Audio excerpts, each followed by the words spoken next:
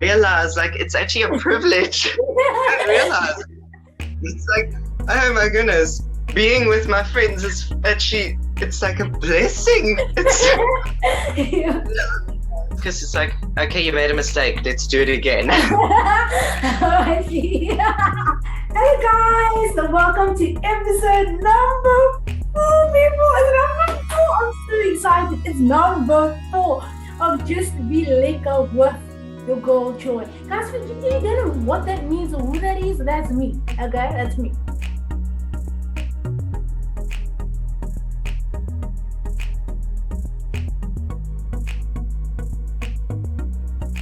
Why you wanna dust means just be liquor. Don't be extra, just be liquor. Think you clever and you better. And today our guest is Luke Meintjies. Hello, Luke. Hi. How are you, Luke? How are you?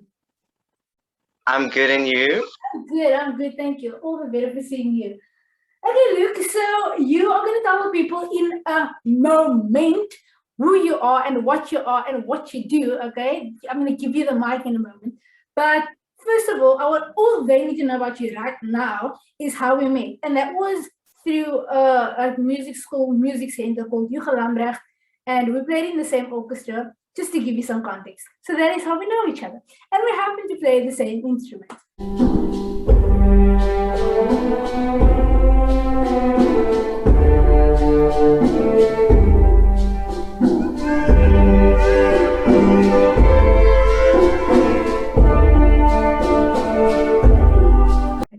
But Luke, I just want to play a game with you. Okay.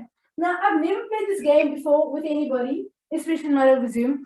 But how this game works and what the game is called, it's called My Different Life Scenarios. Okay, I made that name up. This name's probably got a name, but I don't know what it's called.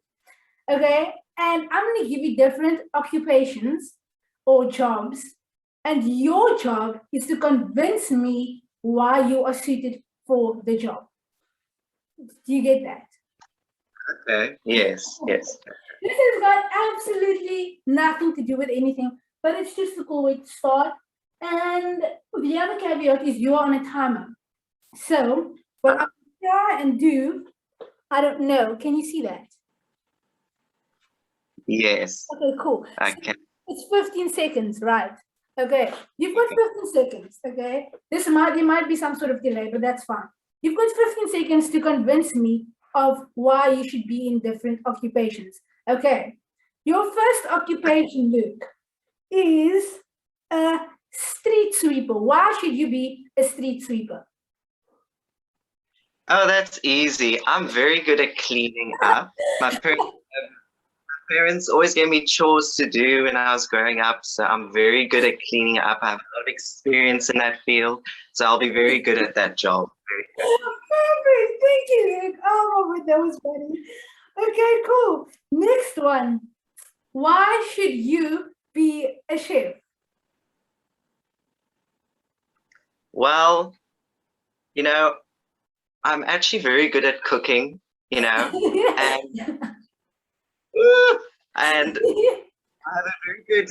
have a very good palate for food, so I can taste very well.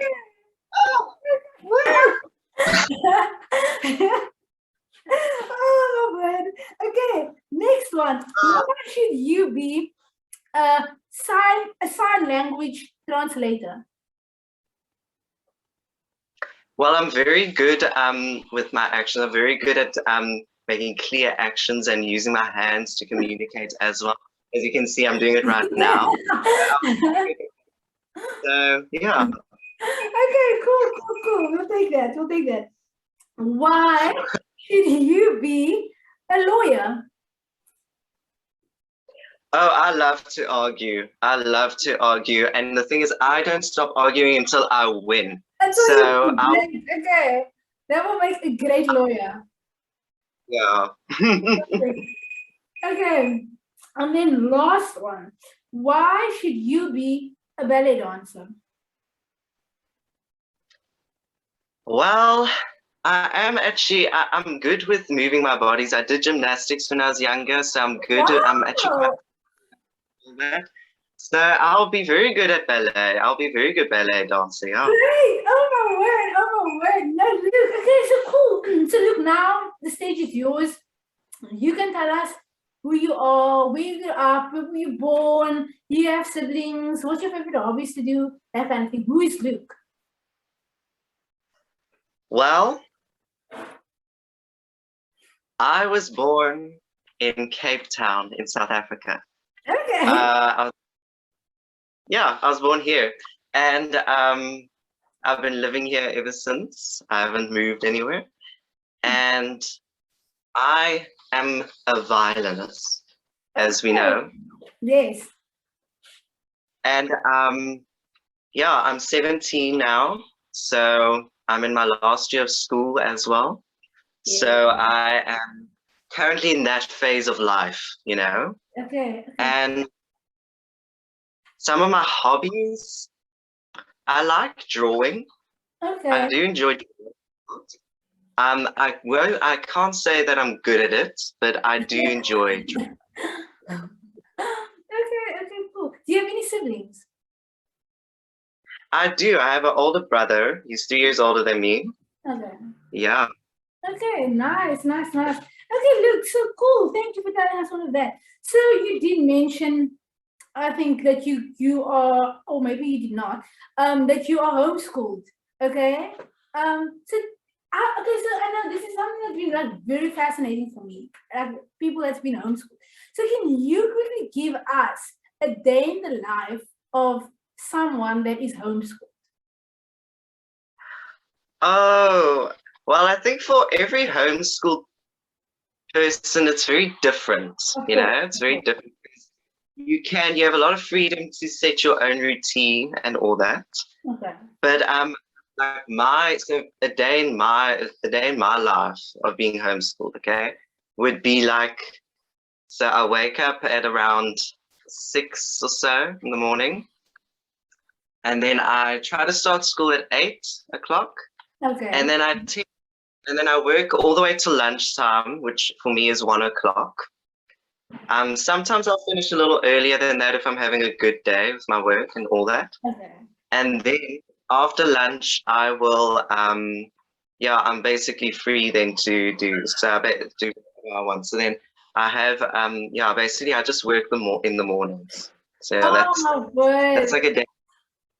That is so nice. I think if you ask anybody that's not homeschooled, it's their flipping dream to have a life.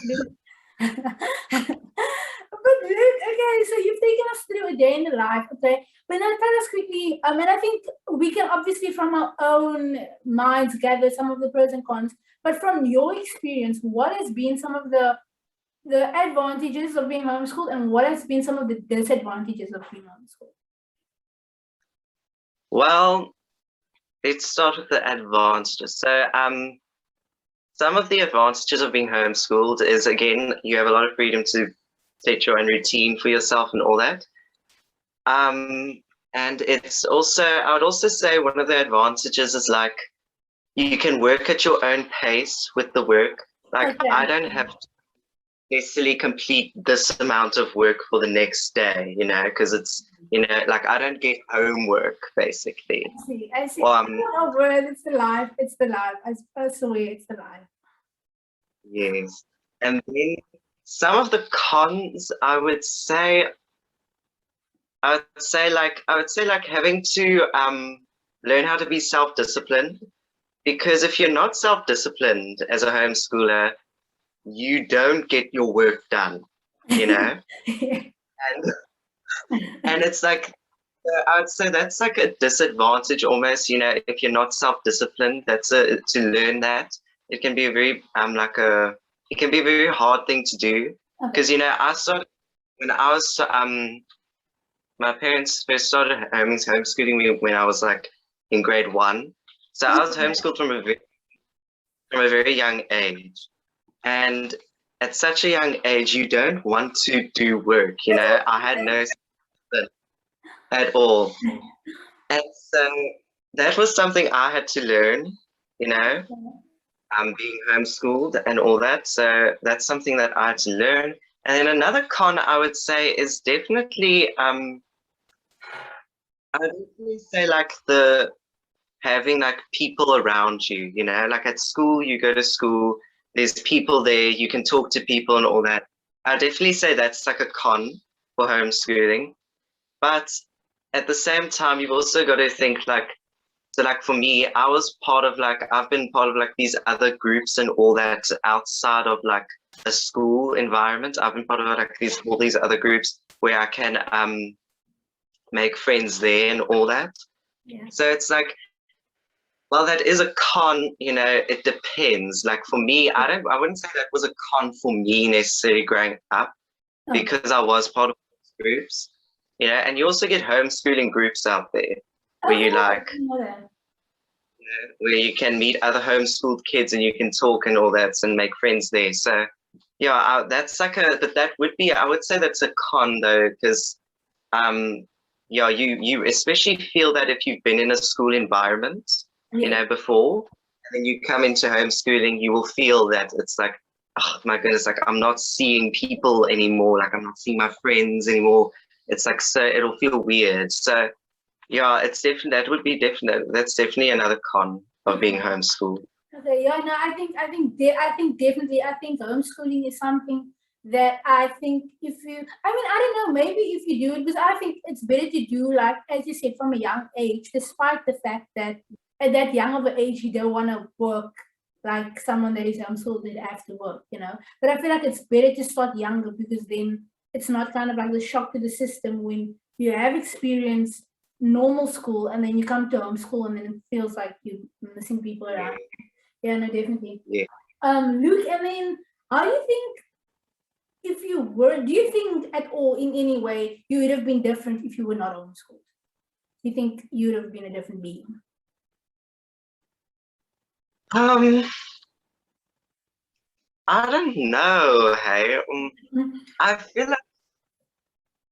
feel like I would be different in some ways, you know. Um, but yeah, I don't know because I've always been, even when I was in school, like when I wasn't, okay, I will admit it, I was only in grade R, Okay. but Okay. even there, like I don't know, I was a very, growing up, I was also a very like interesting person. I'll say that, you know. Um, yeah, I was like, I had like a very high confidence level, like when I was growing up, you know, and all that. Like I would wear whatever I wanted to. Like my mom, of course, as our mothers do, you know, they Yeah, would pick our outfits. yeah. I would wear these necklaces and all that when I was young and all that, and I didn't care what people thought and all that. So I don't know if I would be different if I stayed in in a school environment. I think I would be different. Maybe I don't know. It's very hard for me to say. I think I could be different in a few areas. Like I might not have the self confidence that I have now, I would say, you know, Yeah, because yeah. And like it's also very hard for me to say because I don't know what school necessarily does to you. to a person. If that That's true. That's true. That's true. Now I think you've definitely got yeah. a point, because I think also for normal, like not that you're not normal, but I mean for people that go to school, you know, well not people at homeschool, there's other factors that also play a role in like making them the person. I feel like you are in a way, very sheltered from other things like bullying and just overall general, like I mean it's not like you go out and then your friend is going to judge what you wear or how you look, or you know what I'm saying, kind of thing. I'm sure you experience that on some kind of level, but I think for people that go to school, it's quite on another level, if that makes sense. I mean, yeah, okay, cool. Luke, so I'm gonna move on from that, and I want us to speak a little bit about music. So, where did your journey with music start? Hmm. I laugh when people ask me this question because I remember being like a little when I was little, I was like, I don't know, I was like very young. Before I started music, I remember thinking to myself like I was just one day I was thinking about job jobs that I could possibly do in like careers and all that. And I thought to myself, I will never be a musician. Journey with music started when I was 9. Yeah, I'd say when I was 9. Yeah. So what happened was it all started with this book that I got at the library. Okay. Of like, and this book has like, it spoke about all the instruments in an orchestra and stuff like that. Okay. And yeah, it was about music and all that. And I loved that book. I'd always take it out whenever I went to the library. I would always take it out. And I always like page through it and I look at the instruments and all that. And when I was 9, I decided, I want to start learning how to play an instrument then, Okay. And that's when I started asking my parents for instruments, and they got me a violin. It all started with that book at the library. Oh wow, guys, go to the library. I love the library, by the way. Okay, cool. I personally think the guitar for me, because I've also tried guitar, and I think the guitar is harder than the violin. I don't know, I just can't get the chords right. And whenever I hold the guitar, I go into like a violin position where it's like, yeah. So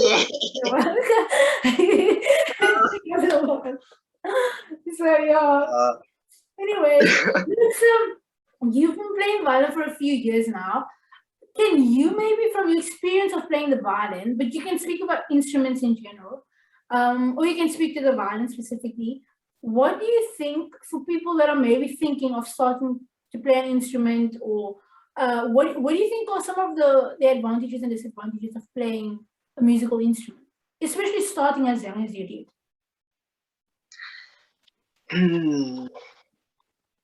I have to say, I feel like there's very little disadvantages to learning how to play. I think that it takes a lot of time. I think learning to play an instrument is very good. Yeah, I think it's very good for you, just mentally and physically. I think it's very good for you because. Have you found that idea of like playing an instrument makes you smarter to be true for yourself? I don't know, because I can't say like before I picked up the violin I was dumb. I can't say that.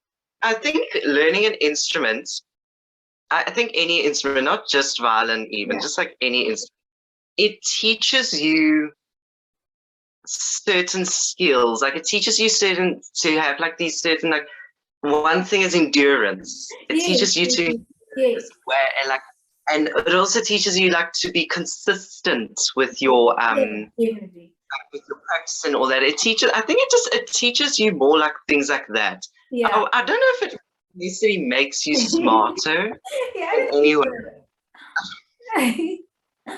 But definitely. I think there is qualities or things that you learn from playing the violin that you can apply to other like areas of life. Alexa, I am gonna be closing off with you. Do you have anything? Because I know you said you were matric, you're playing music, you're very open and busy and stuff. Do you have any last words, inspiring words, maybe for someone that is also in your shoes, also homeschooled, also in matric, also dealing with the on and off days with COVID? Do you have anything you want to say to them, or any last words? I would say, like, to someone in my situation too, like you said there, also homeschooled, also matric and all that. I would say, remember, it's just a season in your life, you know? Yeah, it is. Even this lockdown thing, it's just a season in your life. It's not going to be a forever, hopefully, you know? and